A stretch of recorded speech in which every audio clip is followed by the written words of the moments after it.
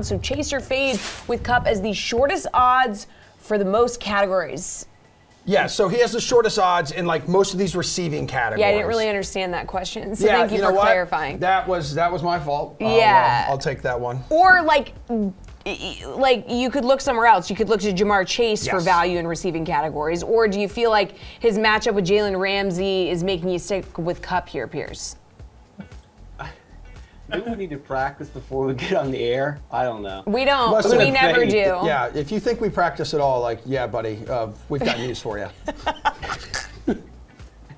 Join the club. All right, so I'm going to fade Kupp. I'll chase, but not necessarily from the receptions, the receiving yards. Look at his rushing total. It's just 2.5 yards. He's had 5 rushes for 28 yards in the playoffs. They've given him a rush attempt every single game. He went over that in two times. One time he only got 2 yards. But I'll take my chances here. He's going to get a rush attempt. They're going to try to do whatever they can in the biggest game of the season to get the ball in the hands of one of their best players, if not their best player. So I'll definitely take my chances with a talented Jamar Chase getting more than 3 yards on a rush attempt. All right, Geoff, we got Pearce rolling with Jamar Chase. What do you think of that? I mean, I'm just glad that you guys clarified that question because I was going in I didn't read it properly either. I was going in a completely weird way. Yeah. Now that I have read it and I know what's going on, I think that you can fade Cooper Kupp in a couple different categories. I mean, I think the most receiving yards is actually the most interesting one.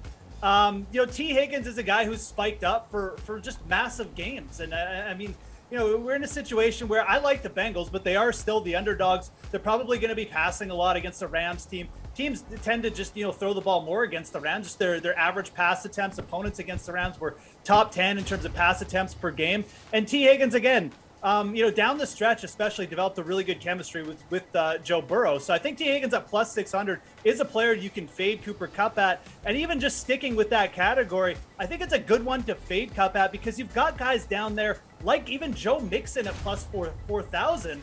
I mean, breaking 2 screen passes off, getting like 120 yards. We've seen Joe Mixon do that before, certainly against a good rush defense like that. They'll be utilizing him in the screen game. So I think that's a good category to fade Cooper Kupp. But Pearce makes a good point. It's not a player you want to be fading in every category this week. I just think that there's specific spots where you can go against them. All right, Steve, now that you also understand the question, where are you going for this one?